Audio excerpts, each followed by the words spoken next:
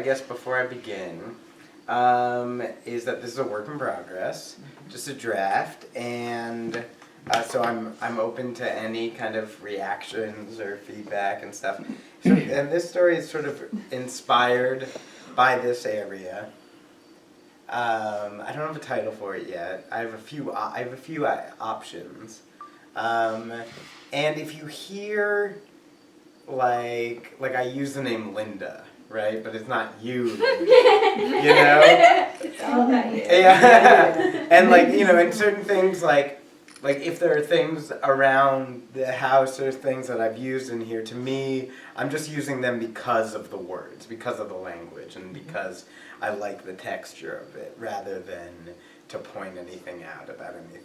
Don't worry, son, hanging trees right up the hill. Yeah. So I don't want anybody to storm out and be like, hey, described me perfectly, and no, which I am not going to do. But so I'm going to read 2 sections of a short story, which is about 4,000 words, which is about 8 pages. So I'll read the first 2 sections, which are less than 8 pages, and then we can see how we're doing on time. How's that sound? Perfect. Okay. Here. Okay.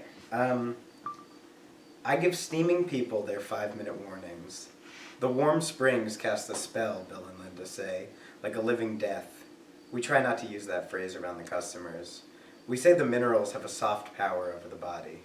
We scotch taped a benefits breakdown to the front desk. The bicarbonate of lime, sodium chloride, silica, alumina, potassium. We say they help blood or benefit heart action. The magnesium sulfate loosens the muscles and has a laxative effect. A living death, Bill and Linda say. We know what keeps people coming back to the baths. It takes discipline to punctually warn. I keep 4 timers ticking in the employee office. Each one counts down to 55 minutes. Couples get about an hour in the phosphates before I knock. Keeping time keeps the present ordered. The timers move along the same slow seconds, but the numbers are always different. Sometimes I forget they're all counting the same thing. We've got 8 baths in slotted wood shacks. They're warm, it's true. The water keeps at 104 degrees. It comes from a hot spring 1.5 miles up the road. We've got a metal fence around the spring because kids used to steal soaks in the middle of the night. We caught a couple giving each other hand jobs. The moon was still up. The spring got a new sign that reads, "You're being watched at all times." Linda calls the sign aspirational. We had to change the name to warm because the water loses some heat on the drive. People expect to burn when they hear the word hot. When they hear warm, they know to relax. Warm is a word that's relaxing just to say. I grew up about 6 miles up or down the road when the springs were still called hot. My dad put my doughboy body into the hot water and I thought my skin was going to curl off. When I got older, the water felt like a weak bath you forgot you ran an hour ago. That was an abrupt end to a childhood. Being an adult turns out to be a weak bath. We've got a field of wooden shacks on a bluff by the French Broad. You could walk to each bath in 5 minutes, they're that close. I tend to take the Ford from the office down to the baths when the time is almost up. I could walk in something like a minute, but I prefer to ride. I get about 30 seconds of whatever song I want. Couples are in varying states of living death when I knock. I can spy them through the cracks in the wood. Angles of repose, Jamie calls them. We compare knock notes. Jamie swears he saw the fattest man in the world sucking on his girlfriend's titties in the bath. That was a prime angle of repose. I told him I saw 8 naked men doing a circle jerk, even though I knew I was making it up. Most knock notes are the same. The soakers look beamed up, heads bobbing out of the steaming bicarbonate, their bathing suits bubbled and lined with senor frogs. Sometimes the soakers are eating face, curled and purring on each other, the magnesia's laxative properties getting them bothered. Sometimes I just see a foot. That's an alarming angle of repose. I knock and scan for the breathing head. Usually I've just missed it, half submerged at the surface of the bath water. Only once we had a true sleeper. I warned him right at 55 past and got no grunt in return. I always get a grunt or a hurried thank you. I got nothing out of the sleeper. Jamie's CPR certified and performed the mouth-to-mouth. It was one of those times when you feel like you should and shouldn't rag on a guy. Jamie has no hair on his body, and he knows how to live in the present. His skin looks repasted every morning, like wet wheat. I asked him about the skin once. He told me in a past life he'd been burned in a large oven. But the trait to take home is his nose, a hooked and peeling thing. Every day it looks newly blood red, as if he spent the night sanding it down. So far it's bled through 6 seasons at the baths. None of us can't not stare. Jamie is a crow person. He's thin like no one I've ever seen. You'd swear that he had just come in from a flight over the French Broad. When I see tawny hawk feathers sticking out of the grass, I make believe they're Jamie's. They always have a little flight in them when you pick them up. I keep them in a drawer to return to Jamie as a gag. Jamie is my model of a present living person. I can't help but watch him move, watch him eat, watch his Adam's apple pull Gatorade down to his stomach. He's got a circle of fire and water licking each other, tattooed on the inside of his forearm. He told me he's got a massive bird of prey and Cupid's evil twin in places he can't say. It's not like I'm trying to see any more hairless skin. I like to catch Jamie brushing his teeth after lunch. He's got horrible rodent teeth, but he keeps them clean. At 2 p.m. on the dot, he scrubs at them with a travel brush. Sometimes I fish through his big bag of green floss aids. He showed me how he can pass a floss directly underneath the tooth. What's connecting your tooth to your mouth? I never ask.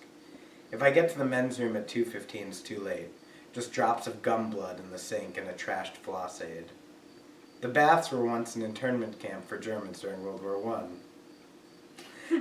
I picture it's 1918 and the soldiers are getting tortured in the office where I set my timers.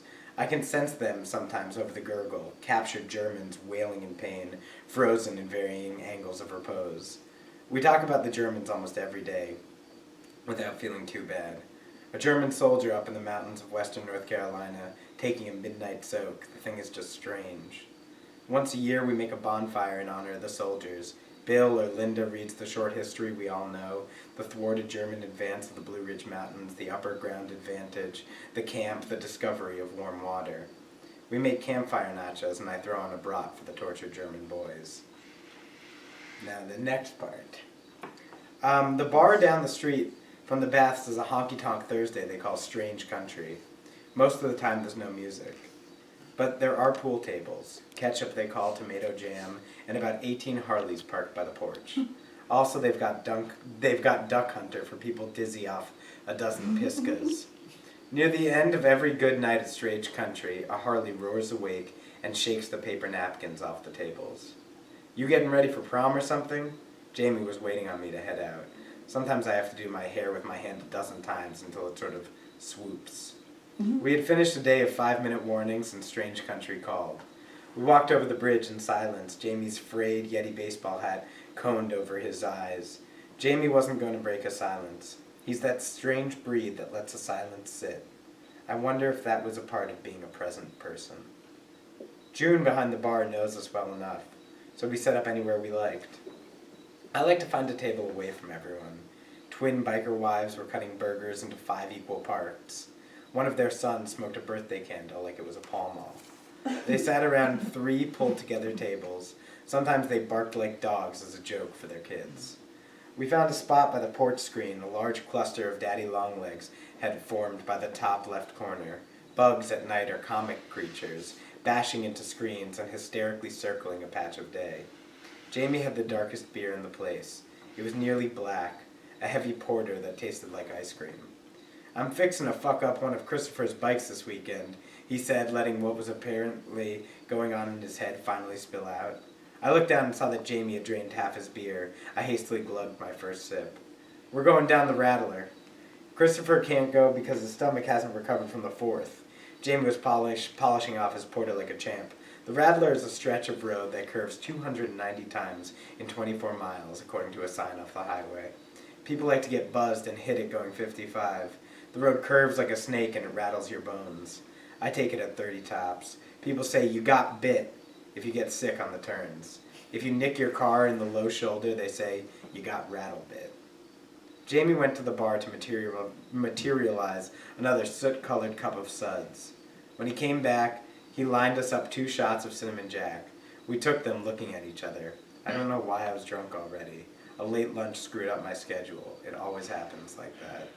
I want to tell you something, Jamie said, leaning in like he was about to confess to smothering his burgers in New York deli mustard. I'm not right. Jamie had the naked look on his face like he could cry. I felt sane and sober and embarrassed, hoping he wasn't going to crack in the middle of Honky Tonk Thursday. Jamie looked at me as if peering around a far corner. He told me he had visions, angers, pools of light and color. He shook. That's really hard, I said. That's really hard. Maybe this was what all that present living brought. It just drives a person crazy to be living in seconds over years. I just knew the boy was sick, and I felt rattled a bit. Maybe we talked about a dozen more things. I kept my eyes on that fresh patch of flesh between Jamie's eyes. No one can really tell if you're staring at their nose. It's as if you're looking them dead in the eyes. Okay, so that's part 1 and part 2.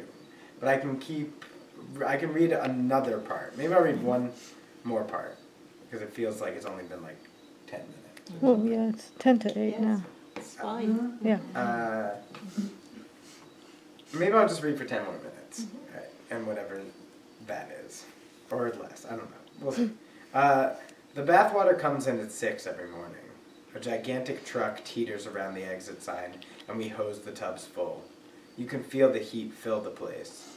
I felt like I was always waiting when I was at the baths. I was waiting for 55 minutes, 8 times over. I was waiting for the hot to go warm. I was waiting for the 2 p.m. teeth wash. I was waiting for the day to end, the week to end, the season to end. I just had to talk to myself all the freaking time, feeling like I was something, waiting for it to come dripping out of a bath.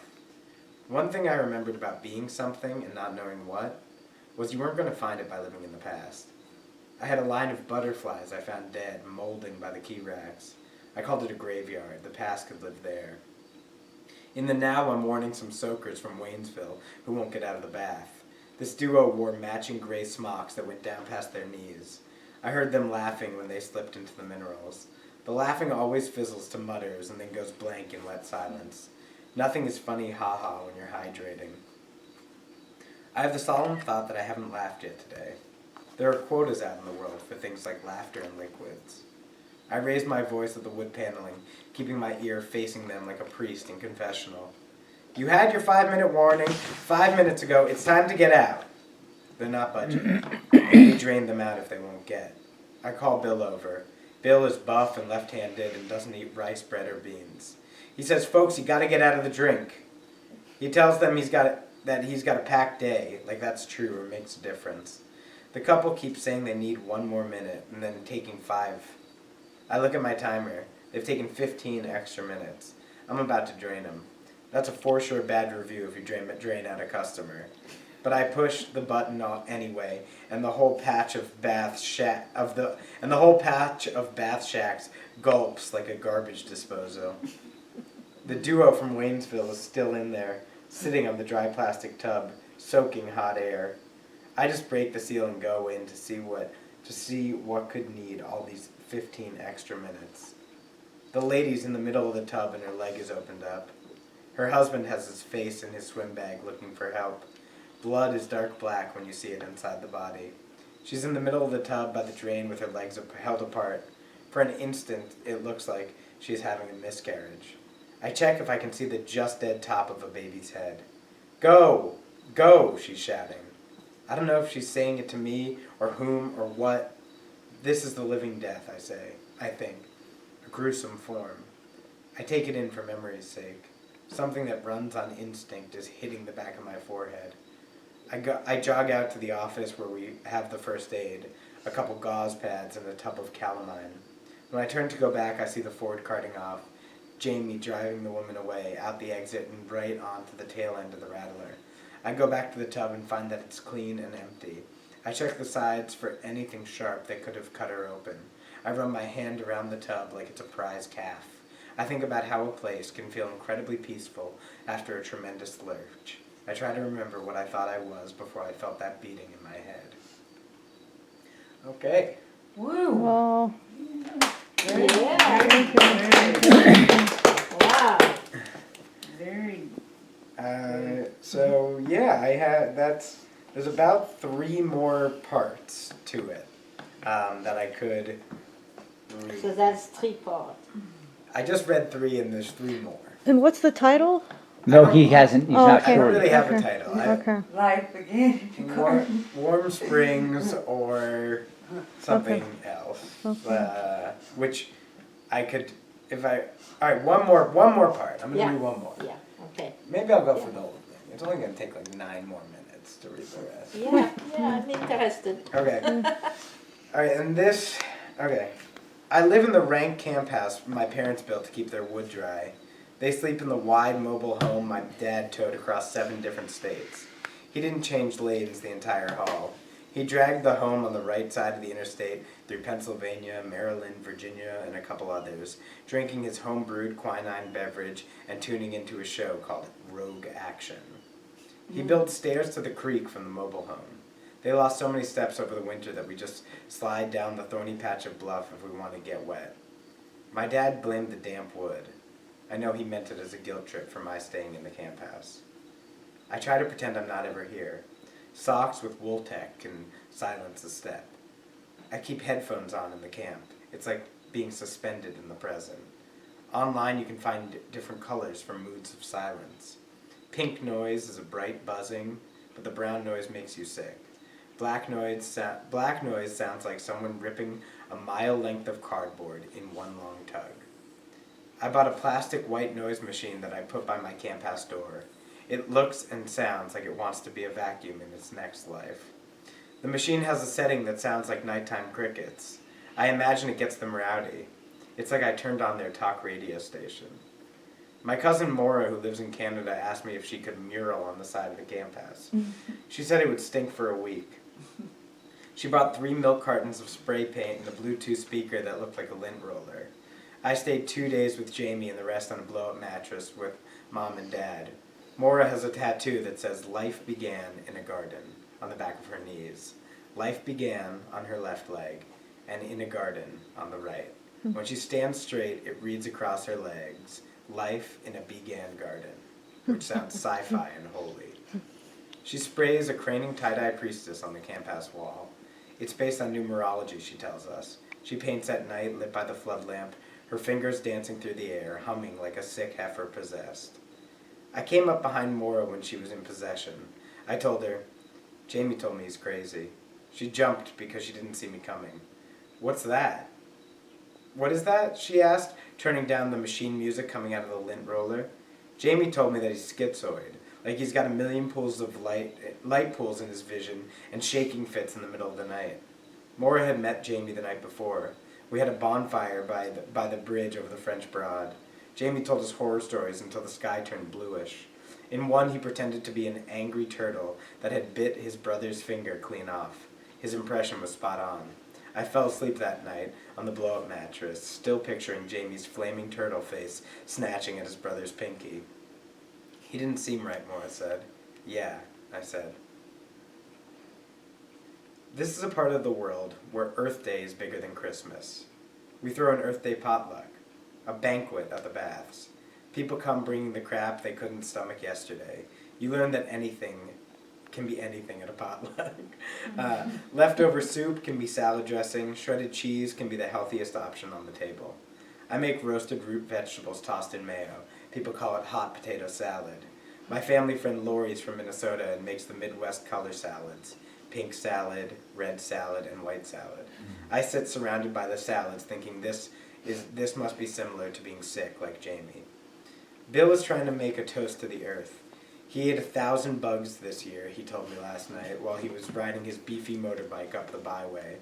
He starts toasting before the conversation can ebb at all. "I want to say that this has been the best year at the baths we've had. If we are making people more aware of the wonders of this earth, then we are doing our jobs. To the good earth." He raises his glass of peace tea and gives a wink out into the air, the mumbled chorus, "The good earth." I take a fresh breath of air outside next to 2 women pluming humongous vape clouds. They were towing the gravel parking lot and talking about the next apocalypse. I think we're doing it. We're causing this world to end. Plants are shriveling up, the winter is long, and the summer is hotter. We're losing spring and fall, I thought, and almost said. I couldn't figure out if I wanted to die before the world ends or die with it. I thought if everyone I know are gonna die, maybe it would be easier for us to go at the same time. The world is going to end before the rapture. That is what is sick about it. Like, there ain't going to be no horsemen. They're going to show up and be like, oh, whoops, my job is done here, I guess. I saw Jamie jogging up past the exit sign. I'd never seen him run before. I was half surprised that his skinny body could catch so much wind and not fly away. I don't know if it was our conversation, but he looked crazed. He looked like Looney, like he was getting out of the bin. His nose was burning red like a stoplight. He ran by me like he didn't see me.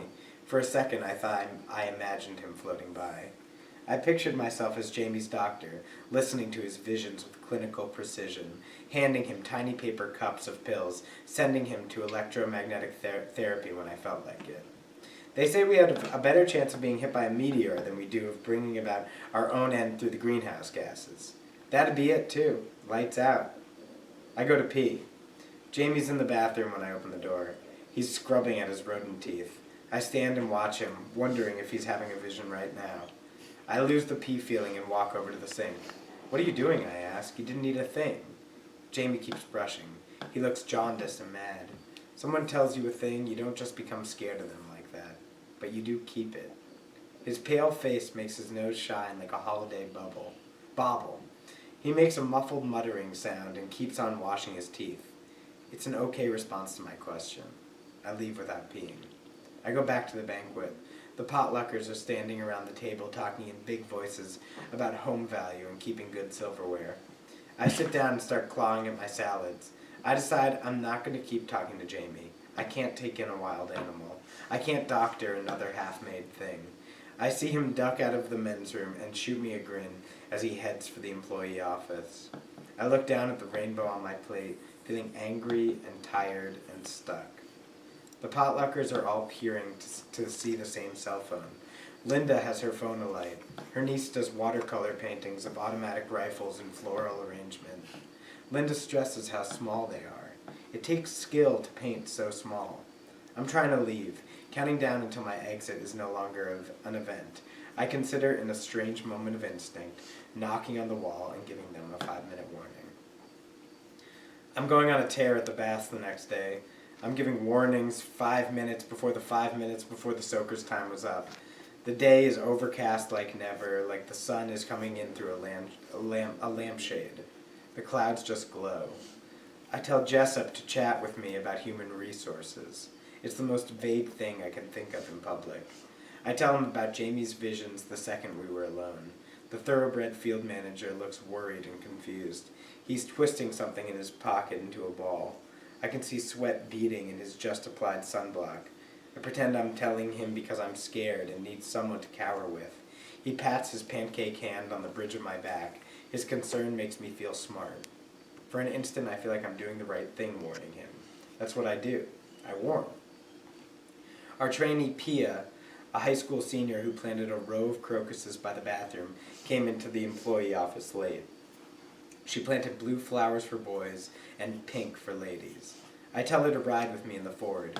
We start rolling over the grass. I weave into our tire lanes.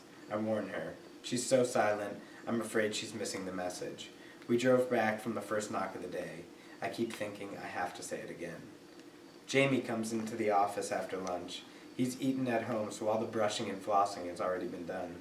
I make eye contact with everyone I can. I go back to my timers. I have a 22-minute, a 48, a 12, and a 17. I'm planning to warn the last two in a single ride. Jamie smiles his rat grin at me. I'm livid, and I feel my own rat grin growing. He sits down and stands back up. He leaves the office, heading for the firewood. I cast out my eyes again, looking for contact. Pia and Jessup are on their phones. Jessup is licking his fingers. My neck aches from sleeping on the blow-up mattress. The crick is making me madder at the place, and its resident madman. I wonder if Jamie really has a bird of prey, or Cupid's evil twin tattooed onto him someplace. I wonder if he ever really passed the floss completely underneath his tooth. Jessup keeps licking his fingers. I wish he said something so I could tell him to shut the fuck up. Jamie comes back in, and I smell smoke rising from the pit.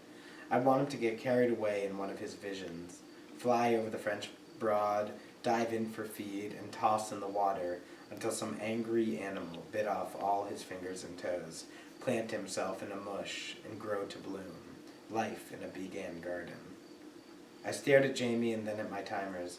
I thought about posting a sign on every bath. You're being warned that a madman is giving you your 5-minute warning. We are not liable for malfunctioning jacuzzi jets or schizoid attacks. I set off a timer that was 7 minutes early. I hopped in the Ford and drove over to a bath. The sign might confuse people. They would think everyone knocking on their shacks was a madman. I sat in the car for 3 whole minutes listening to whatever song I wanted. And that's the end.